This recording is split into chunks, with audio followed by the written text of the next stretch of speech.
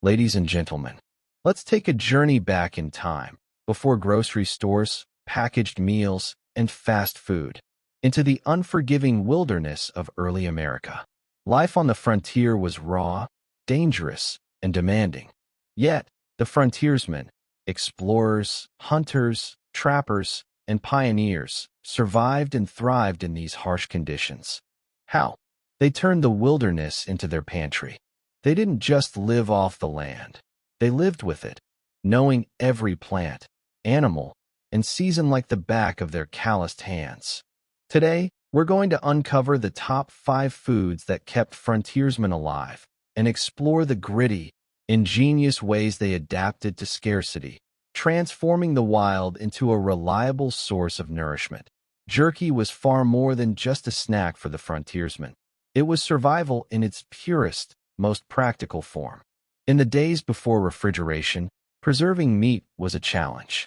But frontiersmen developed and inherited techniques from Native Americans that allowed them to keep meat edible for weeks or even months. Jerky, made by slicing meat into thin strips and drying it over low heat or in the sun, was one of the most efficient solutions. It required minimal equipment, could be prepared virtually anywhere, and retained most of the nutritional value of fresh meat, especially protein, which was essential for the high-energy demands of life in the wild. The process began shortly after a successful hunt. Whether it was deer, elk, bison, or smaller game like rabbits, no time was wasted.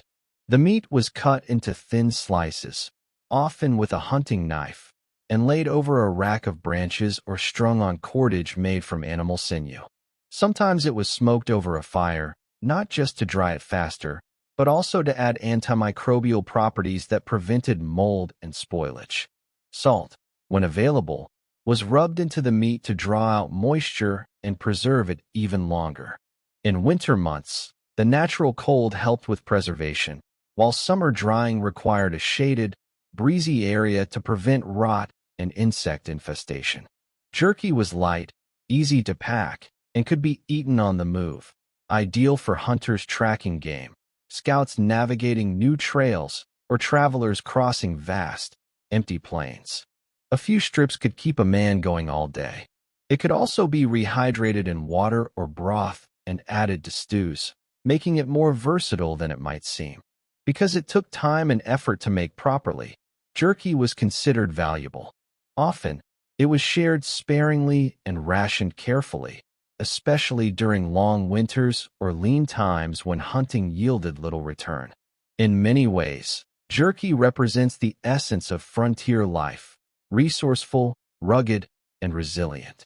It turned the bounty of a single hunt into weeks of nourishment, making it one of the most vital foods in the frontiersman's diet.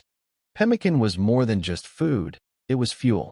Originally developed by indigenous peoples of North America, particularly the Plains tribes such as the Cree and Metis, pemmican was later adopted by frontiersmen, explorers, and fur traders as one of the most efficient and long-lasting foods in the wilderness. It combined high-energy ingredients, dried meat, rendered fat, and sometimes dried berries, into a dense, shelf-stable mixture that could last for months or even years if stored properly. To make pemmican, frontiersmen would first dry meat, typically from buffalo, deer, or elk, until it was brittle and hard. This meat was then pounded or ground into a coarse powder. Animal fat was melted down, usually from the same animal, and mixed thoroughly with the meat powder in a roughly 1-to-1 ratio. Sometimes crushed dried berries like blueberries, cranberries, or chokecherries were added, not only to enhance flavor and provide nutrients, but also to introduce a hint of natural sugar and acidity to balance the richness of the fat. The final mixture was packed tightly into animal hide bags, rawhide containers, or tin cans if available. As it cooled, the fat would solidify, sealing the meat and berries inside, preventing exposure to air, bacteria, and moisture. This preservation method made pemmican nearly immune to spoilage, even in harsh conditions, which is why it was such a treasured food among frontiersmen who might be weeks away from the nearest settlement or food source. What made pemmican truly vital was its unmatched caloric density. In a single handful, it could deliver hundreds of calories, perfect for the strenuous physical demands of chopping wood, hauling gear, building shelters, or traveling by foot or canoe for days on end. It didn't require cooking, water, or even utensils. Just break off a chunk and eat. And when more elaborate meals were possible, pemmican could be boiled into stews or soups, creating a rich, fatty broth that was both satisfying and energizing. In times of extreme scarcity, pemmican was often the last food left in a frontiersman's pack, precious, life-saving, and never wasted. It was both a meal and a medicine, protecting them from starvation and cold, keeping their strength up when all else failed. Cornmeal was one of the most versatile and essential staples in a frontiersman's food supply. Its value wasn't just in its nourishment. It was in its flexibility, portability, and the ease with which it could be turned into a meal under nearly any condition. Corn, or maize, was a gift of Native American agriculture that revolutionized the diets of settlers and pioneers.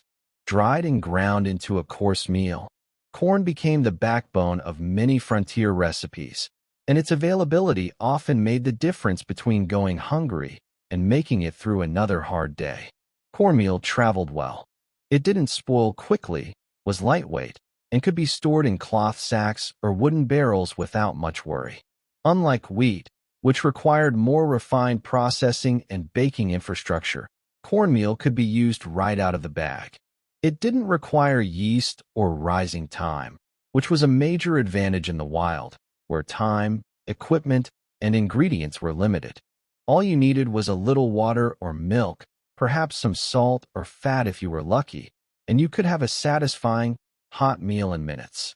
One of the most common uses was Johnny cakes, a simple batter of cornmeal, water, and salt cooked on a hot stone or iron skillet. When done right, these cakes were crisp on the outside, soft inside, and filling. They could be eaten with meat, dipped in broth, or topped with wild honey, berries, or even animal fat. Another method was cornmeal mush, a porridge-like dish made by slowly simmering cornmeal in water until it thickened.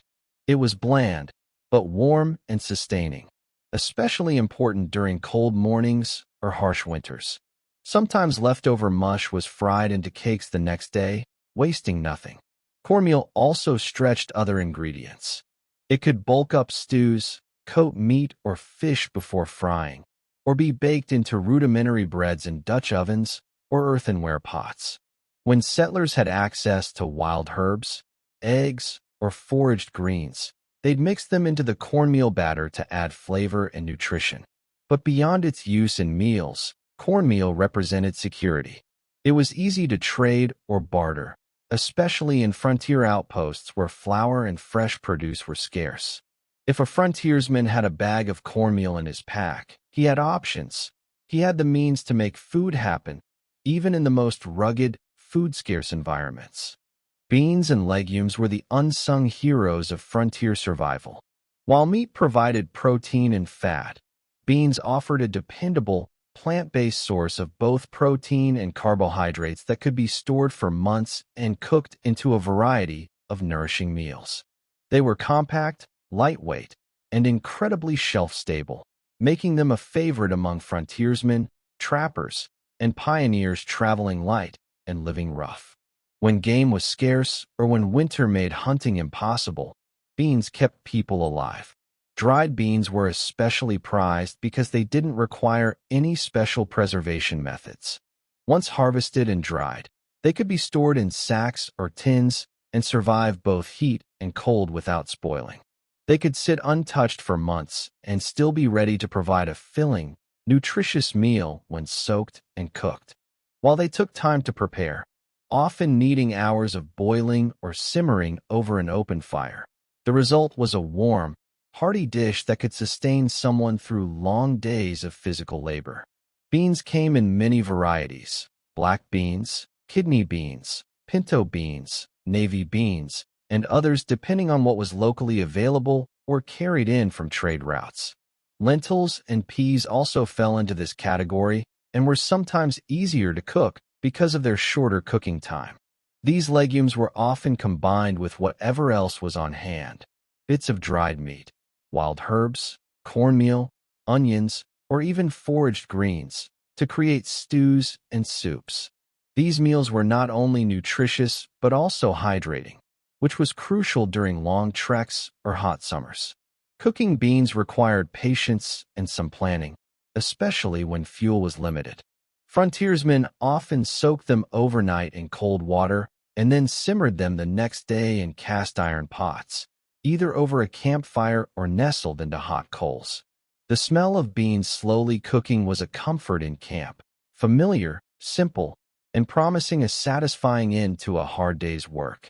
Beyond their culinary value, beans also had practical benefits. They were inexpensive and easy to grow. Once settled, many pioneers would plant beans around their cabins or homesteads. They grew well in poor soil, required little maintenance, and could be harvested and dried for the seasons ahead. Beans were also a symbol of thrift and survival. They stretched farther than meat, required no special storage, and could feed a group when little else was available. To the frontiersmen, beans weren't just food. They were a lifeline. Nutritious, filling, and reliable, they turned meager rations into real meals and offered sustenance during long spells of isolation, scarcity, and uncertainty. Hardtack, often referred to as trail biscuits, was one of the most iconic and enduring survival foods on the frontier. Though far from gourmet, this rock-hard, unleavened bread earned its place in the packs and pouches of explorers, soldiers, pioneers, and frontiersmen alike due to one simple trait: longevity. When properly made and stored, hardtack could last for years without spoiling, even in the harshest climates. In a world where food preservation was a daily concern, hardtack offered peace of mind and a reliable backup when fresh provisions ran out. The recipe was about as basic as food can get: flour, water, and sometimes a pinch of salt. That was it. No yeast, no butter, no milk. The dough was mixed until stiff, rolled out, cut into thick squares or rounds, and then baked, sometimes twice, for long periods at low temperatures until it was thoroughly dried and virtually moisture-free. The goal wasn't to create something soft and palatable. The goal was to create something that wouldn't rot, mold, or crumble to dust after months on the trail. And in that, hardtack excelled. To eat it, though, required some creativity and often a strong jaw. On its own, hardtack was incredibly tough and could easily break teeth if bitten into carelessly.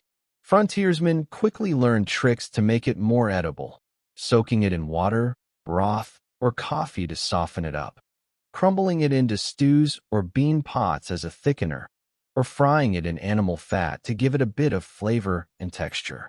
Despite its blandness, when paired with salt pork, jerky, or beans, it added substance to meals and helped stretch limited ingredients further. Hardtack was also incredibly compact. A large batch could be made at home or at a trading post, then packed away in canvas sacks or tin boxes without fear of spoilage or contamination.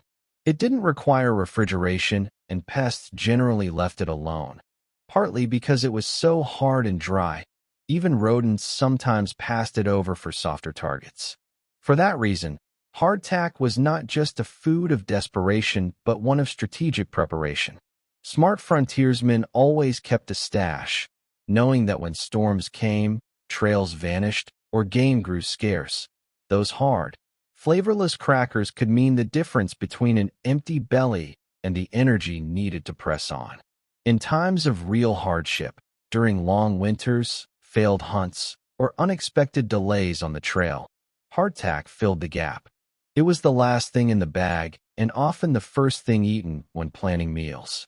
It taught patience and resilience. Eating it was never about pleasure. It was about purpose, about surviving another day, one bite at a time. While preserved foods and dried staples were critical to frontier survival, fresh greens and wild plants provided something equally vital: variety, nutrition, and a direct connection to the land. The frontier was not just a vast wilderness to survive. It was also a living pantry for those who knew how to read it. Foraged greens, herbs, roots, berries, and edible plants were often the difference between survival and suffering, especially when meat and grains ran low or scurvy threatened from a lack of fresh food. Frontiersmen quickly learned, often through indigenous knowledge, what plants could nourish them, what could heal them, and what to avoid. Native tribes passed down generations of wisdom about wild edibles, and many settlers were keen to learn. This knowledge included everything from where to find high-protein seeds in autumn to which greens could be boiled in spring for early vitamins after a long winter. Some of the most commonly foraged greens included dandelion leaves, wild spinach, lamb's quarters, dock, and nettles. These plants were often boiled to reduce bitterness or remove toxins and were eaten like collard greens or added to stews. Not only were they filling, but they were also rich in essential nutrients, iron, calcium, vitamin C, that were often missing from dried and salted provisions. When frontiersmen felt weak, tired, or sick, these greens could be restorative in ways hardtack or jerky could never be. Beyond greens, the forest and prairie offered roots and tubers such as wild onions, garlic, and Jerusalem artichokes. These could be roasted, boiled, or used as flavorful bases in broths. Even tree bark, like inner pine bark, was sometimes scraped and boiled for sustenance when food was dangerously scarce. Wild berries, like blackberries, raspberries, chokecherries, and serviceberries, were prized not just for their natural sugars, but also for their ease of preservation. They could be eaten fresh, dried for storage, or added to pemmican and stews. Herbs like yarrow, mint, and sage were foraged for both culinary and medicinal use.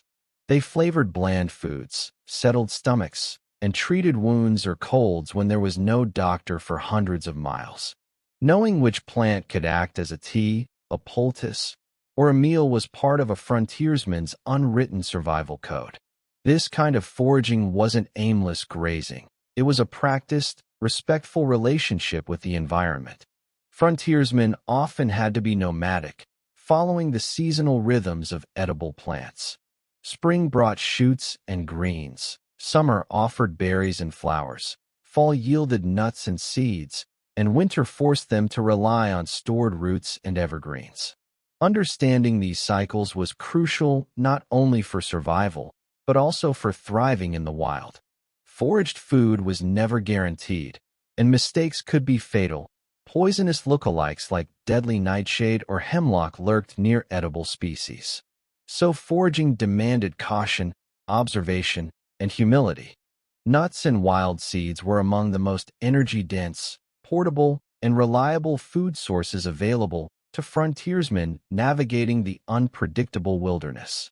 Long before modern nutrition labels told us about calories and healthy fats, those who lived close to the land intuitively understood that a handful of nuts could provide the fuel needed to travel miles, chop wood, build shelter, or withstand the cold.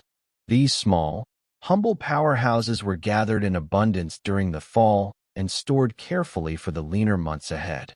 The American frontier was rich with nut-bearing trees. Acorns, though bitter in their raw state, were a staple for those who knew how to leach the tannins with repeated rinsing or boiling. Once processed, acorn meal could be turned into porridge, pancakes, or even baked into a type of dense bread. Walnuts, pecans, and hickory nuts offered not only satisfying flavor, but also vital oils and protein. Hickory nuts, in particular, were prized for their sweet meat and could be eaten raw or used to thicken soups when ground into a paste. Beech nuts, though smaller and more time-consuming to harvest, were also a delicacy when in season. These wild nuts were more than just trail snacks.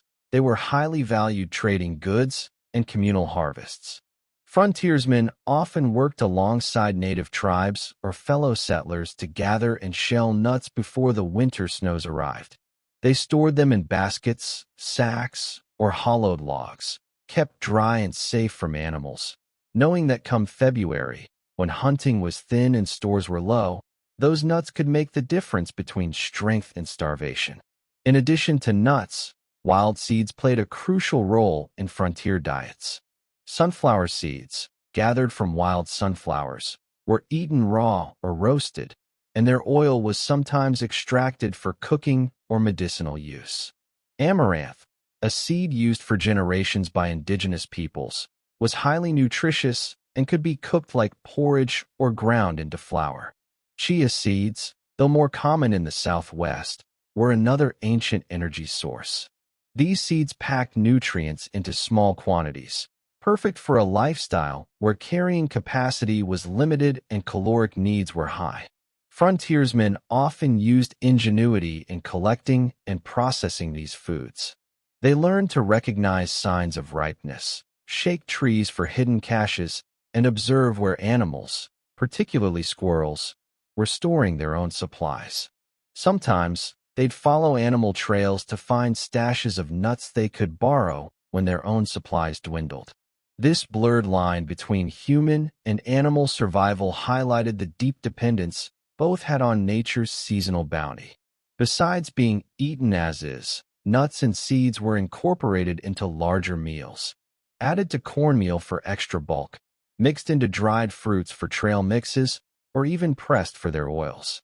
The rich, satisfying nature of nuts made them an essential part of a balanced frontier diet, helping frontiersmen endure not only long days, but also long seasons of uncertainty.